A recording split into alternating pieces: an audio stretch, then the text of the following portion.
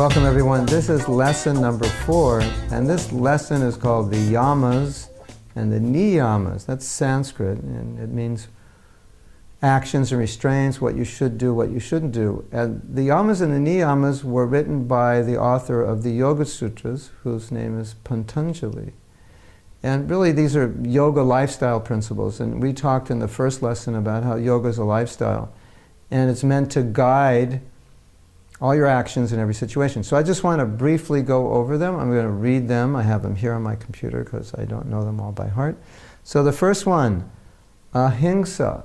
Ahimsa means nonviolence. Many of you know that word, nonviolence, ahimsa. There's, sometimes we have ahimsa milk from cows, which are not going to be killed. We have ahimsa leather from cows who died naturally. Or ahimsa silk made without violence. So it means not causing pain to any other living being. And so that can be emotional pain, like getting mad at someone and driving them nutty. That would be violence. That would not be ahimsa. Causing mental pain, causing physical pain. And it also means doing anything which would prevent somebody from advancing spiritually. Now sometimes people don't realize it, but they do things which are harmful for people spiritually. Just usually out of their own ignorance. It's not intentional. But it's also considered violence because the soul is meant to progress spiritually. And so we want to help people progress. And if we're not helping them, if we're getting in the way of that progress, then that's called ahimsa. Excuse me, not called ahimsa, it's called himsa. Himsa is violence. And it brings into the idea, it brings in the concept of vegetarianism. The idea of vegetarianism from the sacred text, from the yoga wisdom, is that the idea is that we're causing suffering to another living being unnecessarily. So if we don't have to cause suffering, we should not. If it's a matter of life and death, then it's a different situation. But generally, no one has to eat animals. And I know maybe some of you out there are not vegetarian yet, but this is a principle to consider, that pain is caused to another living entity. And if we want to practice spiritual life, if we want to do yoga, we want to cause the least amount of pain possible. And of course some people say, yeah, but you cause pain when you eat vegetables. You're picking the plant, and that's true, but it's minimal. So certainly a big difference between slaughtering an animal and picking a carrot. So at least from the yoga perspective, it's the best diet. It's the least violent diet. And when we commit violence to other living beings, it comes back to us. Just like when you become angry with somebody, there's always some reaction from the other person. So something to consider. Okay, the next one, satya, truthfulness. Not deceiving with thoughts, words, or actions. It also means not deceiving ourselves, because sometimes we're not truthful with ourselves about who we are, where we're at. And truthfulness in ordinary dealings with people helps maintain a higher consciousness. And if we're not truthful, if we're not honest, our consciousness tends to degrade. So that's the principle. It supports higher consciousness activity. It is a higher conscious activity, and it also supports it.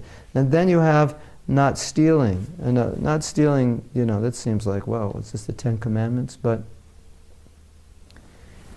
it really means being satisfied with what you have. So, what you can obtain in a normal life and a normal way of living. So be satisfied with that what comes to you. And, don't try to, sometimes we have what we don't need, and that's a kind of stealing also. We all have a lot of things we don't need. Actually, we have garage fulls of things we don't need. We have storage sheds of things we don't need. We have vans full of things we don't need. So yoga wisdom teaches us, if you live a little more simply, your life will be better. So that's the idea. And then you have brahmacharya, sexual responsibility. Now this is a difficult one for people in the Western world, because in traditional cultures and traditional times, people were very sexually restrained. And in our culture, we're pretty much the opposite.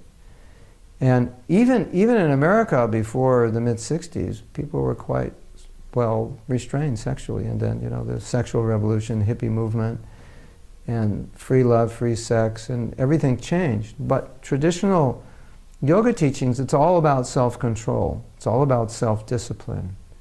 It's all about being in charge of your mind, your body, your senses. So it's connected, this self-discipline is connected to focus of the mind. And spiritual life means to be controlled from a spiritual position, because we're higher than the mind, we're higher than the body.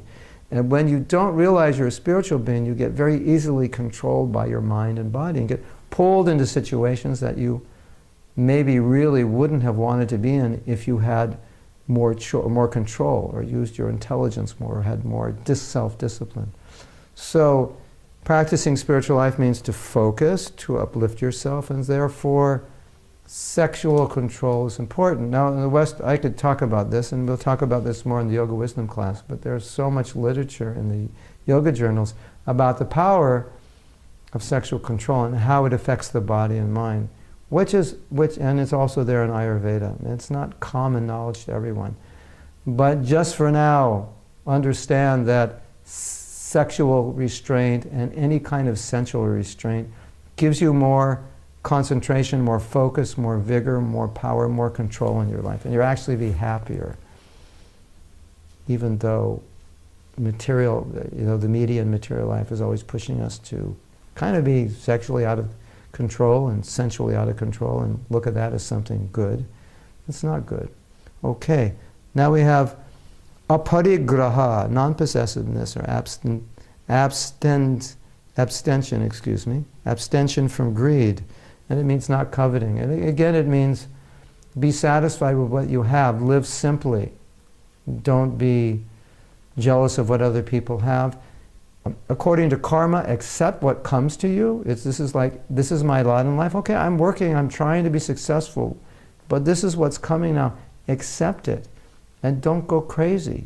The new gadget comes out, the new phone comes out, and your neighbor has it, or your girlfriend has it, but you don't, and now you have to see a therapist just to be normal because you haven't got the latest phone. That's what it's coming to. It's insane out there.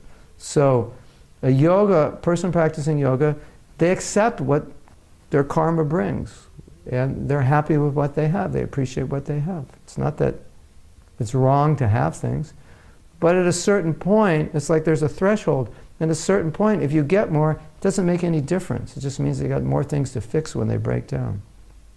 And you need more space in your house to put them when you don't want them anymore. So there's a threshold, just like a certain amount of things you're good, and you get too much, doesn't make you happy. It makes you 2% happier maybe, not 80%, even though you have 80 more things. That's statistics, that's been researched. Okay, thou, right living, suchi, be physically and mentally pure. Pure thoughts. Keep your body clean, keep your environment clean, keep your mind clean, and especially keep your heart clean, because your heart is the most sacred place in the universe. And don't put polluting things into your heart. Don't put polluting thoughts into your heart, because it'll ruin your life. Very important. So the heart is a sacred place. The heart is a temple. Only good thoughts, good feelings should be there. Yes? You know that's true. Even when you don't do it, you know it's true, right? You do. Okay. Santosh, contentment.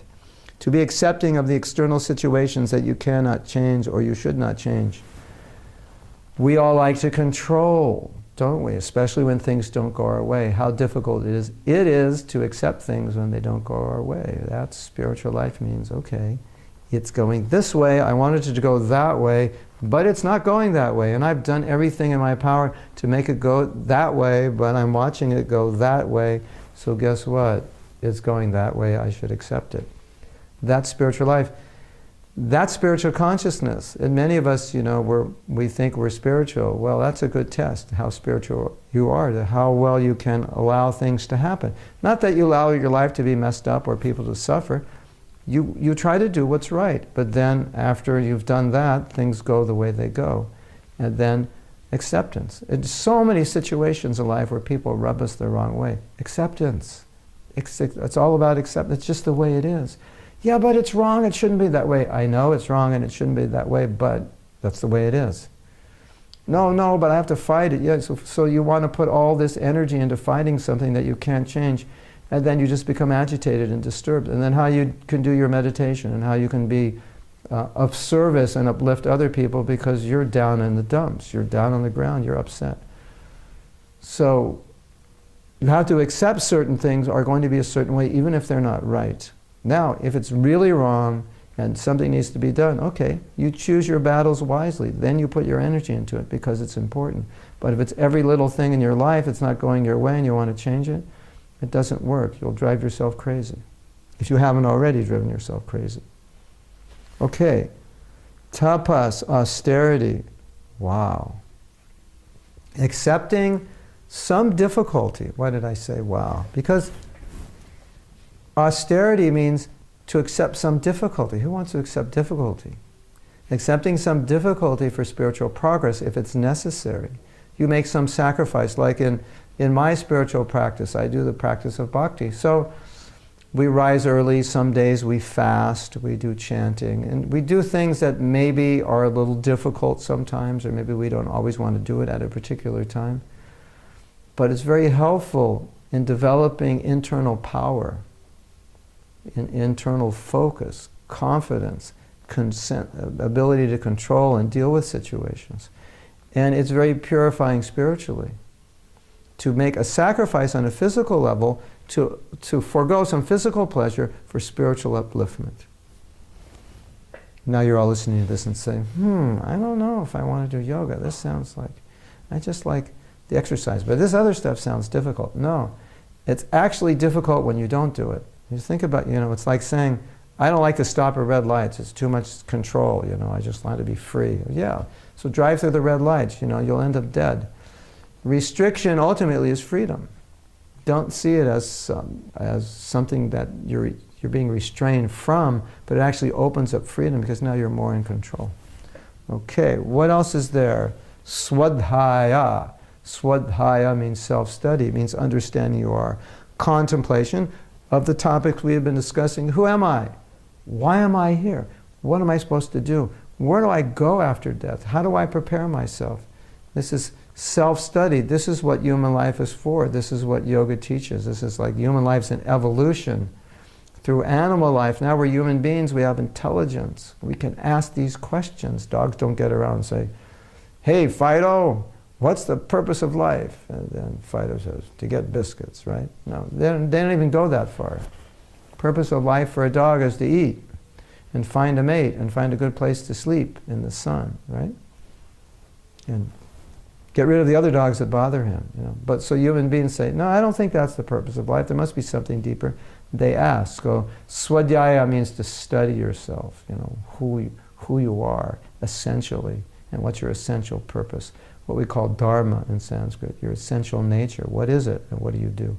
And the last one is Ishvara Pranidhan, surrender of the self to God, to understand that you and I and all of us are not the supreme controllers. There's a higher power, a higher controller. Just like, look at the earth. The earth provides everything we need. The earth is called mother because she gives us food, and she gives us land for the animals to graze, and she supplies oxygen and water and rivers. Without Mother Earth, without air, without sun, how long could we live? Without air, how long can we live? What is it, 20 seconds, 30 seconds, maybe a minute? What is it? I think 2 minutes max, right? So how dependent are we on nature? And where does nature come from? Who created it? So it means understanding that I am not the supreme controller. I am under control of a higher power. Thank you for listening, and we'll be with you next week. Until then, have a good day, have a good week.